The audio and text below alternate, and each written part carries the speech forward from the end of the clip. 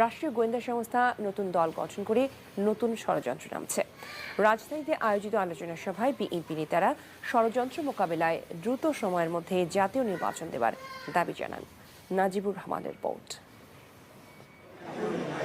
Dhaka reporters unity মিলনায়তনে Rajshahi university nationalist ex student association আয়োজিত আলোচনা সভায় বিএনপির সিনিয়র যুগ্ম মহাসচিব রিজভী আহমেদ অভিযোগ করেন, রাষ্ট্রীয় গোয়েন্দা সংস্থা নতুন দল গঠনে সহযোগিতা করছে। এ সময় বিএনপির স্থায়ী কমিটির সদস্য নজরুল ইসলাম খান বলেন, গণতন্ত্র প্রতিষ্ঠায় মনোযোগী নয় অন্তর্বর্তীকালীন সরকার।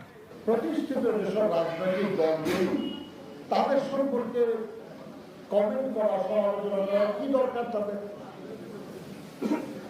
তারা কি প্রতিপক্ষ আমাদের? আমরা তো মনে করি না তাদের প্রতিপক্ষ, এবং তারা আমাদের প্রতিপক্ষ হওয়ার যোগ্য না।